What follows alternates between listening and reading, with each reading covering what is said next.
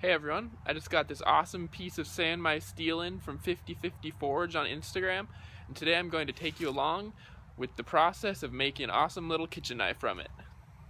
To get the most out of this bar of steel, I think I'm going to make around like a 5-inch Nakiri shaped knife that's going to be really handy for small work in the kitchen like cutting herbs or dicing up onions and stuff like that. So I got it traced out with a Sharpie onto the piece of steel, and now I'm going to head into the shop and cut it out using my bandsaw.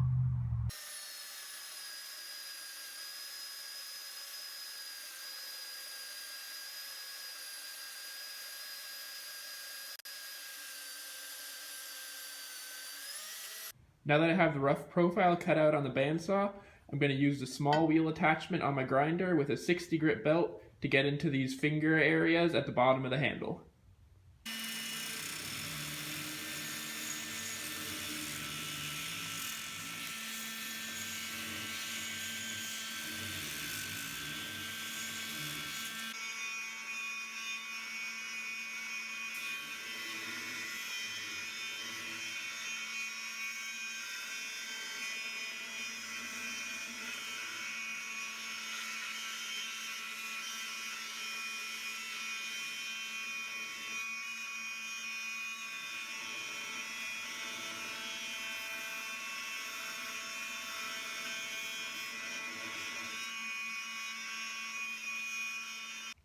Now that I have that part done, I'm going to do the rest of the shaping on my 8-inch contact wheel and my flat platen.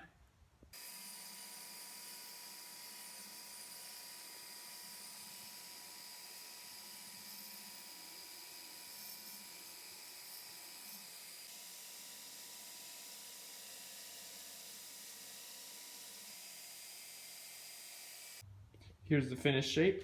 I'm really loving how it's turning out so far. The next thing I'm going to do is going to be drilling the pin and weight reduction holes in the handle on my drill press. I like using 3/16 inch pins usually, so I have a drill bit that's right around 1/4 inch that leaves me some extra room for glue. And I also have this Tap Magic cutting fluid that I use for cooling down the bit when I'm drilling.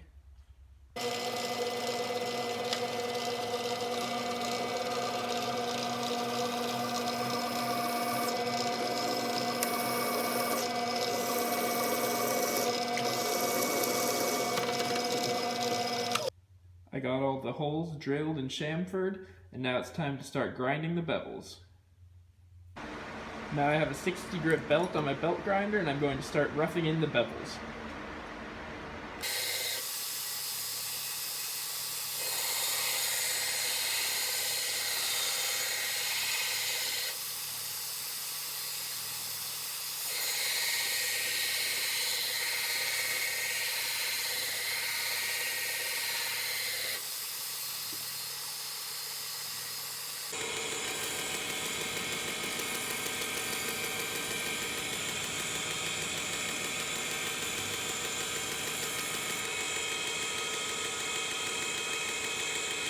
Here's the knife after grinding it to a blue Scotch-Brite belt.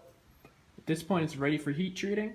I left the edge really thick on this one because it's a carbon steel Damascus, and carbon steels warp much more easily during heat treat than stainless steels.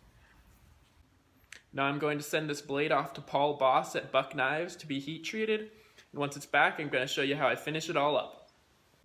The knife is back from heat treat, so now I'm going to get started on finishing it up. It has a slight warp in it, so I'm going to go ahead and just try to flatten that out on the grinder before I get any further.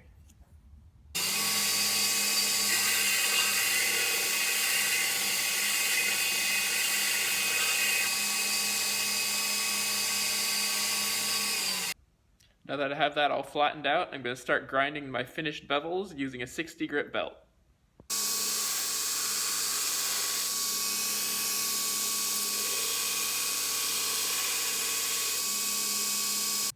Here's the blade after a 60 grit belt. You can see I have the edge pretty much all the way down to the finished thickness, but I'm just going to dial it down a little bit further with a 120 grit belt, and then polish it all the way up to a Trizact A45 grit belt, which I think is around 400 grit. Here you can see how thin I have the edge right now. When I press it up against a hard surface, you can kind of see that it's flexing the edge. And that's usually about where I go to with my kitchen knives so that I know that they're going to perform well. The next step is going to be hand sanding, and I'm going to start that with around like 180 grit and try to go all the way up to around 400 grit before etching. I'm in my indoor shop now, and I have a piece of 180 grit sandpaper with my little sanding stick. I also have the knife clamped into my sanding jig, and I'm going to start hand sanding it.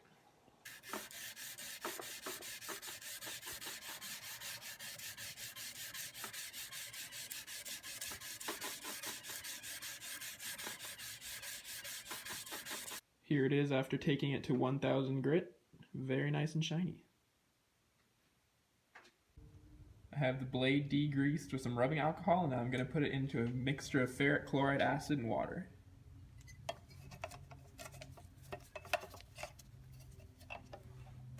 I'll leave it in there for a few minutes and then take a peek to see what the pattern looks like.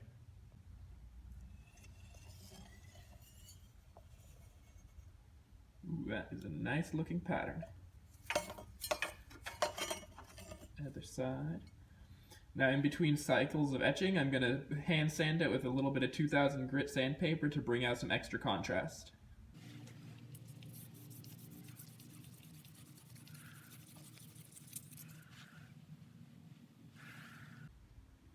Time to go back into the acid for round 2.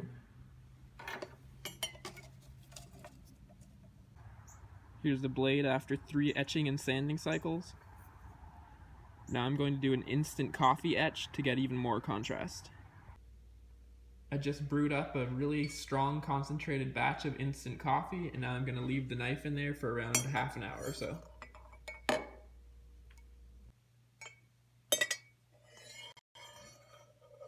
Here it is out of the coffee, very dark again.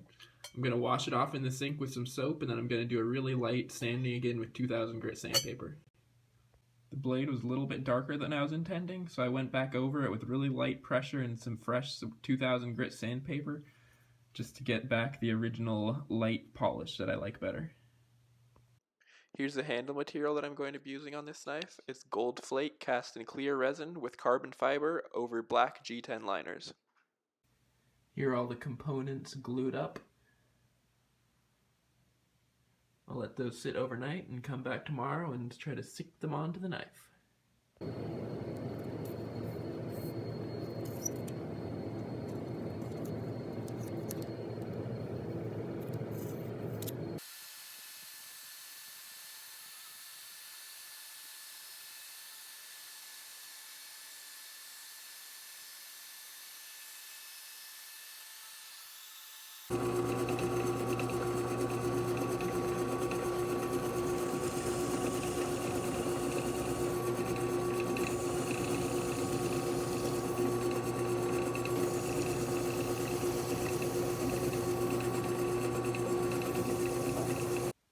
I have all my components ready for gluing, and now I'm going to get them all glued up using some G-Flex epoxy after I degrease everything with some rubbing alcohol.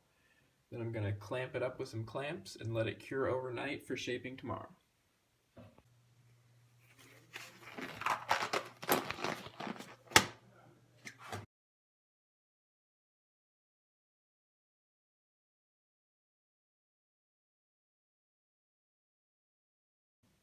One important thing to remember when you're using a nice mosaic pin like these is to orient the 2 pins in the same direction. So here you can see there's a kind of diamond shape, and I'm going to just try to match those up when I put them into the handles so that they look nice and clean together.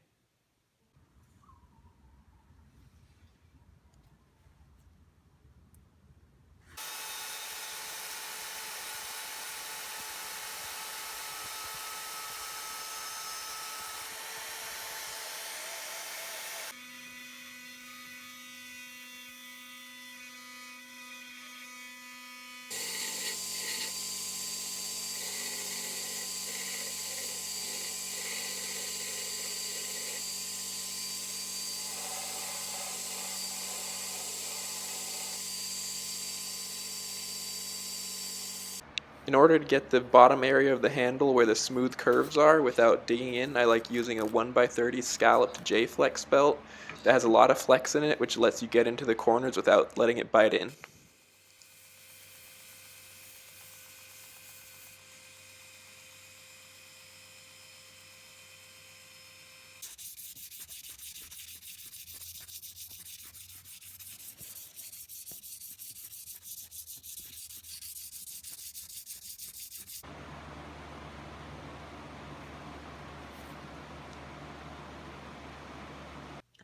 Now that the handle's done, I'm going to etch my name on the spine of the knife, right on the top of the handle, using an electro etching machine with a stencil of my name. Here's the etch. What I'm doing here is just painting a little bit of ferric chloride onto the spine of the knife to reveal the pattern in the steel on the top of the blade.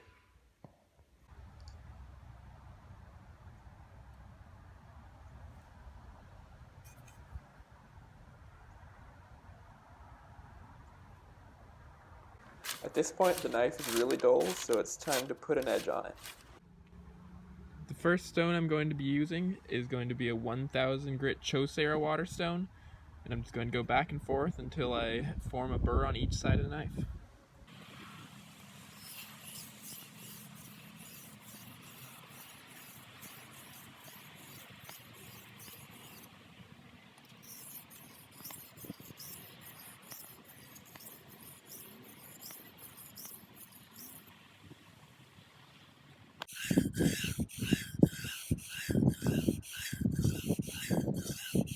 Once I've raised the burr on the stones, I like to strop it off using a leather strop that I made that's loaded with diamond spray. As you can see, the knife is very nice and sharp now.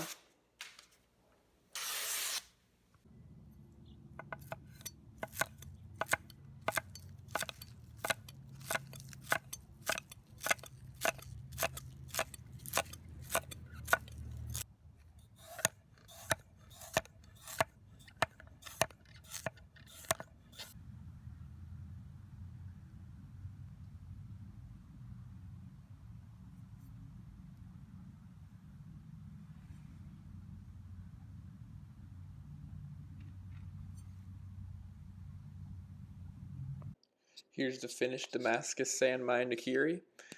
Right now when this video is being posted, it's on its way to its new owner over in Switzerland. Thank you all for following along with this build along of this knife, and be sure to like and subscribe if you enjoyed, and leave a comment in the comment section below if you have any questions about the process or just about the knife in general. Stay sharp and stay tuned for the next one.